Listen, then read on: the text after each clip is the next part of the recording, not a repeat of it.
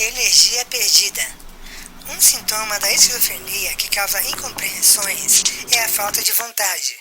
Diante da situação em que se encontra, Gabriel não consegue realizar as tarefas mais simples, como arrumar a própria cama ou ajudar a sua mãe com as tarefas cotidianas da casa. Essa postura é entendida pelos pais e irmãos como preguiça.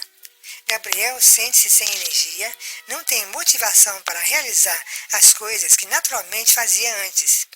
É preciso entender qual é o contexto que ele está vivendo e que sua falta de vontade não é simplesmente preguiça, como as pessoas interpretam.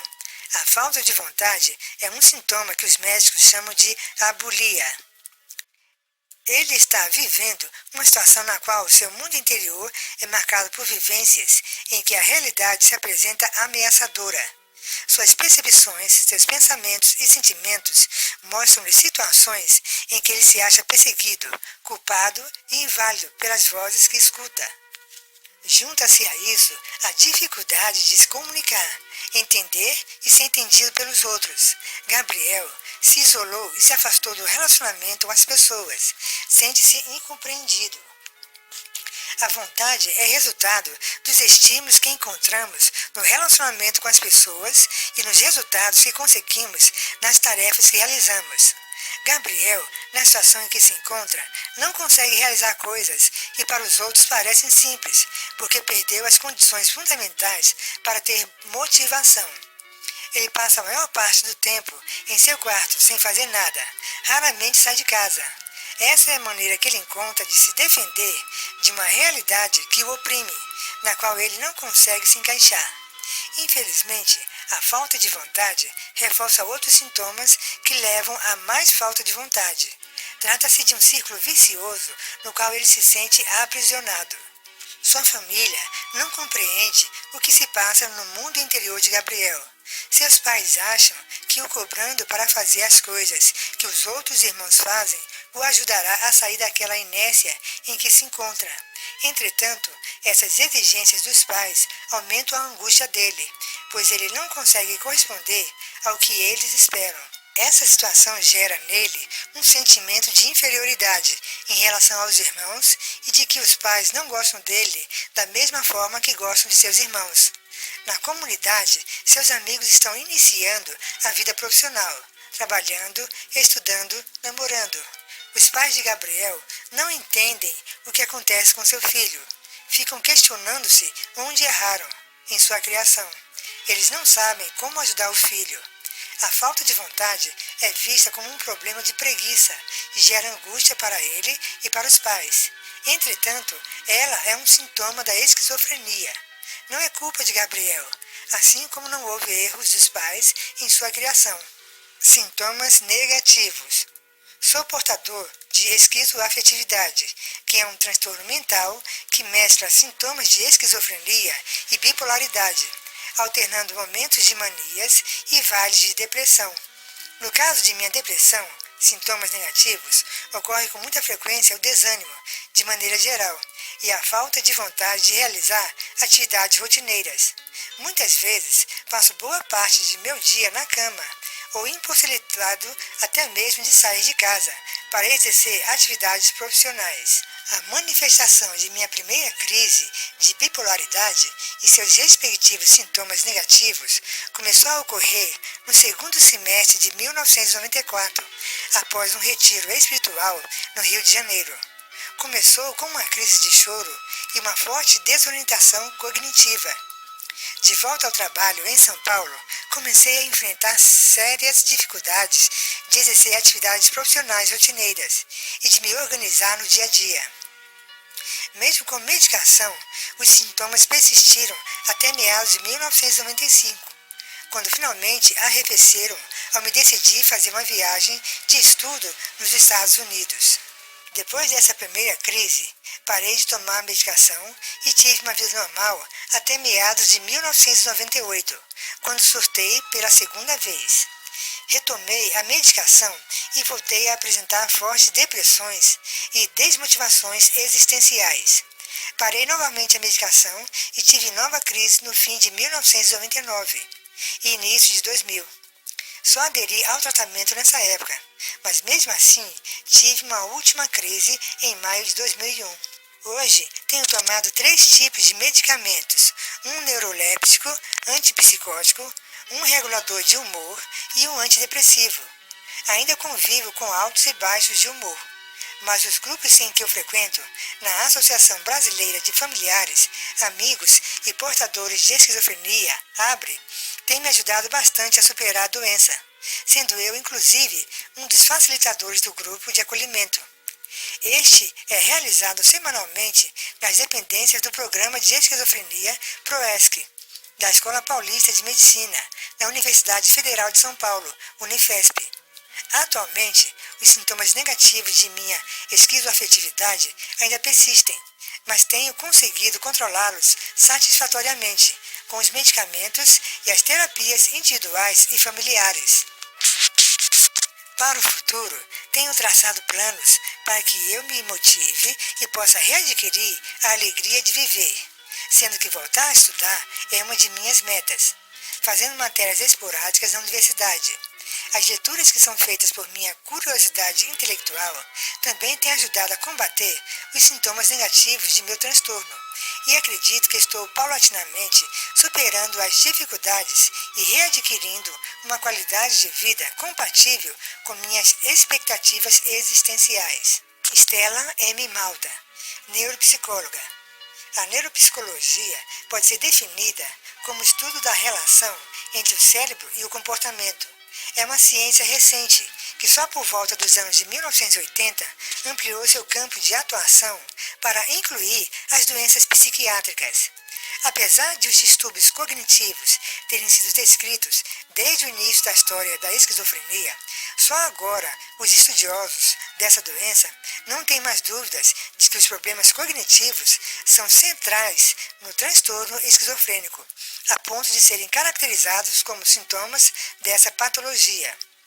O comprometimento cognitivo na esquizofrenia inclui problemas de atenção e concentração, memória e aprendizagem, linguagem e funções executivas, ou seja, ter vontade de fazer uma coisa, planejar como conseguir realizá-la, capacidade de resolver os problemas que vão surgindo, etc., além de maior lentidão para realizar tarefas.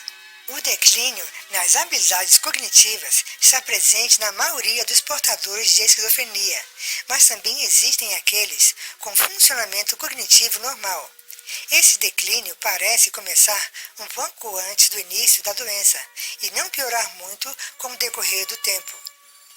A importância do diagnóstico dos déficits cognitivos está relacionada ao fato de eles interferirem em várias áreas da vida do portador, tais como em suas atividades da vida diária, no funcionamento social e ocupacional, na capacitação para o trabalho, nos relacionamentos interpessoais e até mesmo na adesão ao tratamento. Com base nesses recentes conhecimentos, é cada vez mais frequente a avaliação neuropsicológica do indivíduo portador de esquizofrenia. Essa avaliação é realizada pela aplicação de testes neuropsicológicos que avaliam um funcionamento cognitivo, ou seja, a atenção, a memória, a aprendizagem, as funções executivas, a linguagem, etc. Os objetivos dessa avaliação são verificar quais habilidades e quais as dificuldades que essa pessoa apresenta e ajudar no planejamento de um projeto terapêutico específico para esse paciente. O projeto terapêutico se fundamenta na utilização das habilidades de que o portador dispõe e na descoberta de formas alternativas para compensar as dificuldades encontradas. Outra forma de atuação na neuropsicologia é a reabilitação cognitiva, que é um tratamento com o objetivo de recuperar ou diminuir os déficits cognitivos e, consequentemente, reduzir a longa duração das consequências sociais e pessoais da doença. A neuropsicologia é um dos mais recentes instrumentos no diagnóstico e no tratamento das pessoas com esquizofrenia, que com certeza trará grandes benefícios na recuperação dessas pessoas. Caminhos e possibilidades. Apresentamos, por intermédio da experiência de Gabriel, algumas das questões envolvidas na vivência da esquizofrenia. Perante uma situação Sabemos que sempre há o que fazer.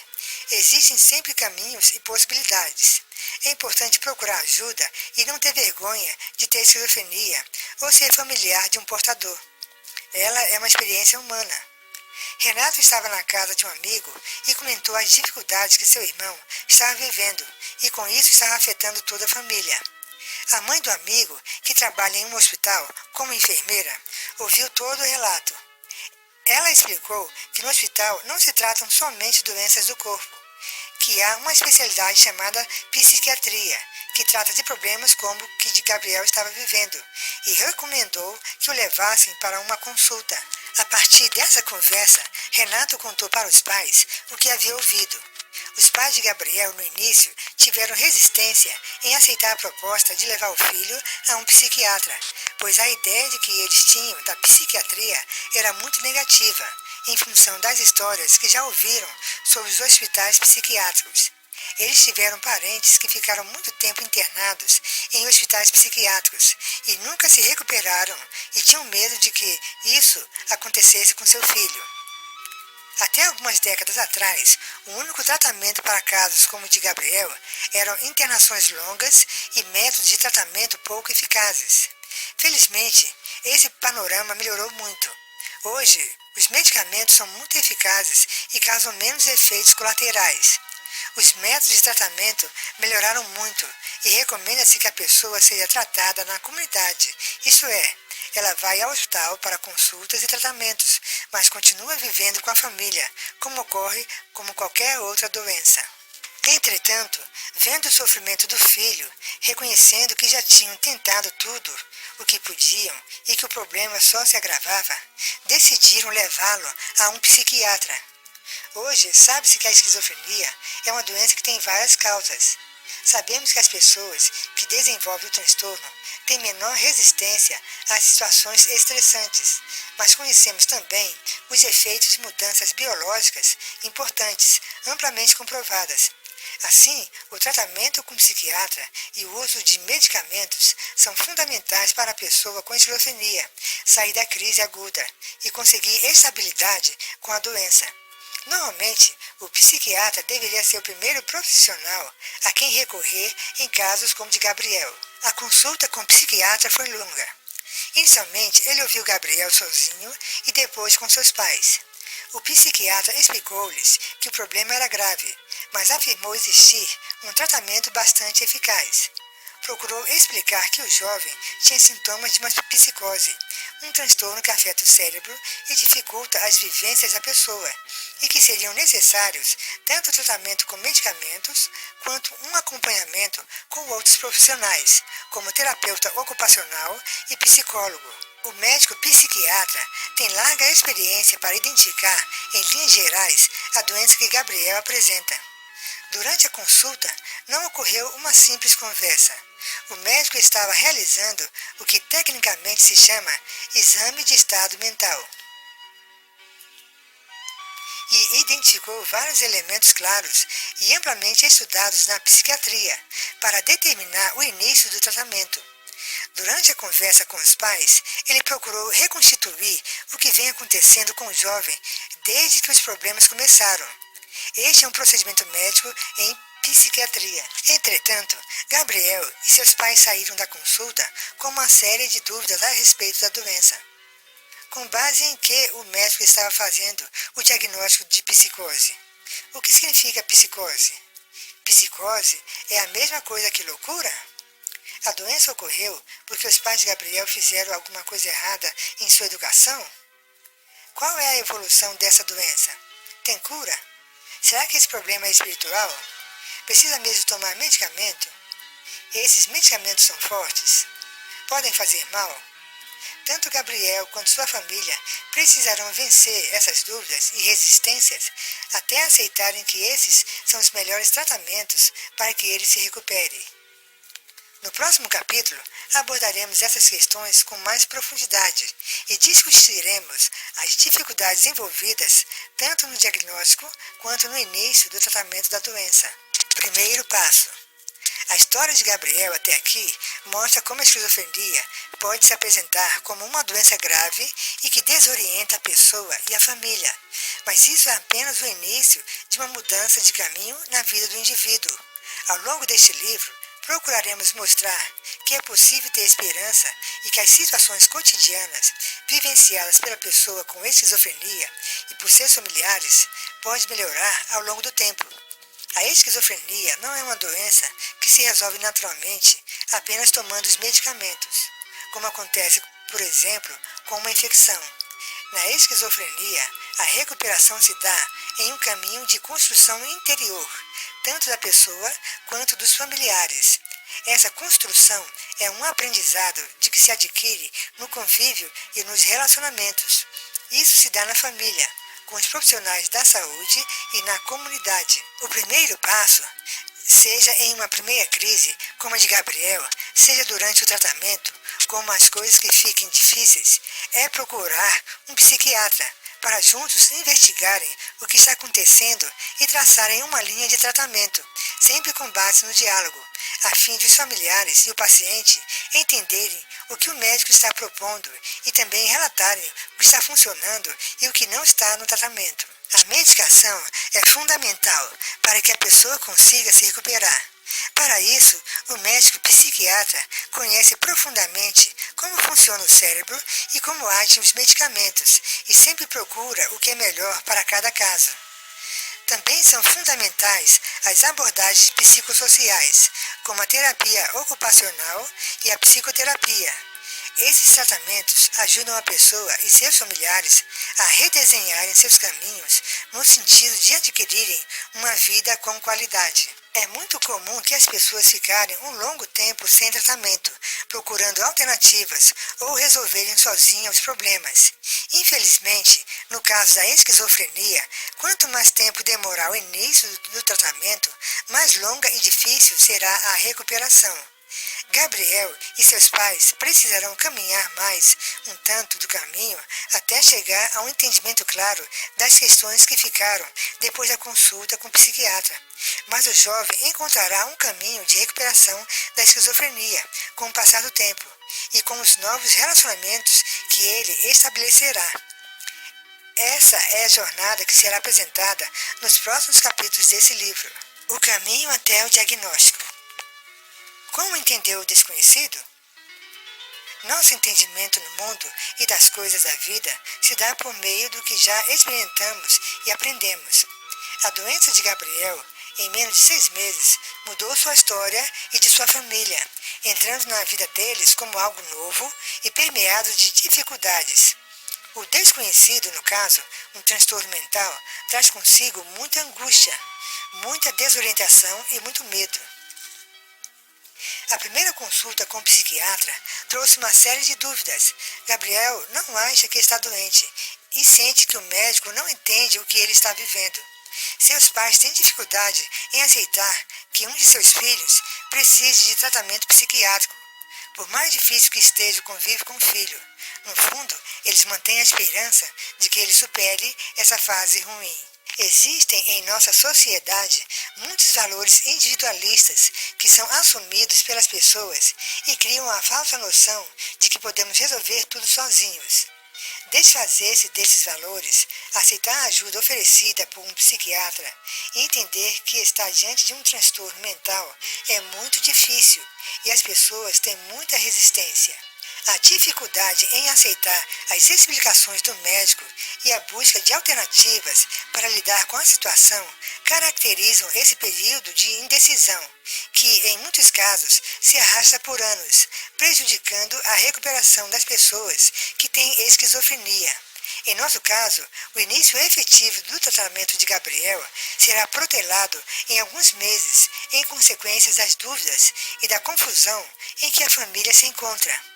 Esse tipo de situação é muito comum, mas prejudica a evolução do tratamento e deve ser minimizado ao máximo.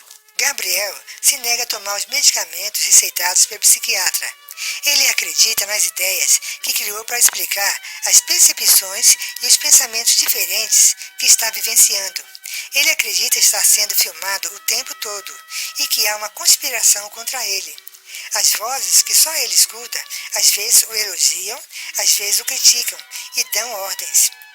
Ele interpreta tudo o que acontece ao seu redor como tendo alguma relação com sua vida. A percepção mais intensa dos sentidos dá um significado novo para fatos que são corriqueiros para seus familiares. Dentro desse contexto, Gabriel não consegue entender que o que está vivenciando são sintomas de uma doença. Os médicos chamam essa dificuldade de entendimento da doença de falta de insight, ou crítica sobre a doença. Seus pais não conseguem convencê-lo a tomar os medicamentos e não insistem, pois também têm dúvidas sobre a necessidade de medicamentos psiquiátricos. O desconhecimento e o medo são os principais fatores que levam os pais de Gabriel a não seguir as orientações do médico. Essas dúvidas precisarão ser vencidas, mas esse não é um processo fácil. Antes, os pais de Gabriel irão fazer um caminho de busca de soluções, e só quando elas falharem é que irão procurar novamente o médico psiquiatra, graças a um conselho acertado de uma pessoa vivida e experiente. Os irmãos convivem com a dificuldade de Gabriel de outra maneira. Renato, 2 anos mais velho, não sabe mais como lidar com o irmão. Não entende o que ele está passando e, para evitar discussões, passa a evitá-lo. Júlia, 3 anos mais nova, sempre conversou muito com Gabriel e passou a ser a pessoa em que ele mais confia nesse novo período. A única para quem ele consegue contar o que está vivendo e que o escuta e o leva a sério. Os vizinhos e conhecidos do bairro passam a comentar que Gabriel ficou louco. Alguns se comovem com as dificuldades que a família está passando, outros não se envolvem, ou porque têm medo, ou porque estão voltados para os próprios problemas e não se ligam no que acontece na comunidade. Há grande desconhecimento na comunidade sobre os cuidados com a saúde em geral, e ainda mais em relação aos transtornos mentais. Hoje é sabido que instruir as pessoas sobre os problemas de saúde e incentivar o cuidado reduz muito o sofrimento da população e os custos para o sistema de saúde. Se as pessoas da comunidade entendessem o que Gabriel está passando, poderiam contribuir de forma importante para que ele e sua família encontrassem ajuda profissional. Doença ou mal espiritual? A religião, em nossa cultura, tem um importante papel de ajudar as pessoas a lidar com situações de sofrimentos e desorientação. Ela oferece explicações que dão sentido para o desconhecido. Os pais de Gabriel procurarão ajuda em algumas religiões como alternativa à explicação do médico, e dessa busca encontrarão uma orientação positiva. Gabriel acredita que é o enviado de Deus para salvar o mundo.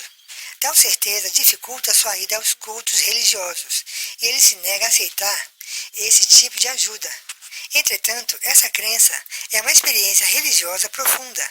Trata-se de uma fé muito intensa, em que ele assume para si a responsabilidade pelos problemas do mundo.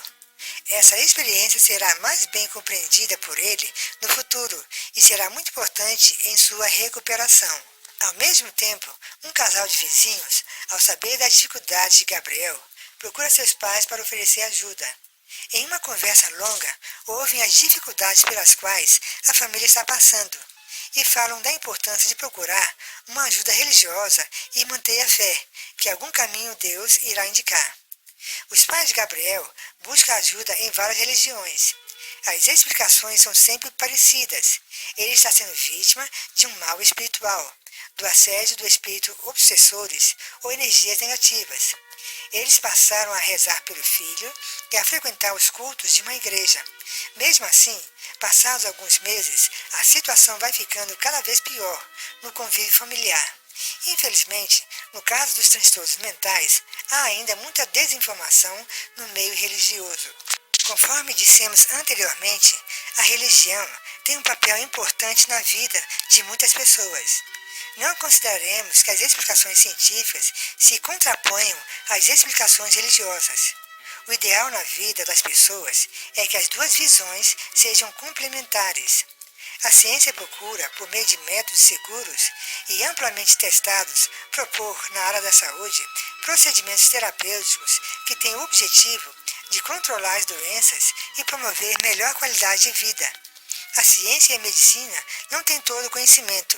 Sempre há pesquisas para melhorar, seja com medicamentos, seja com técnicas clínicas. A seguir, mostraremos a visão de uma pessoa de bom senso que ajudou muito a compreensão dos pais de Gabriel.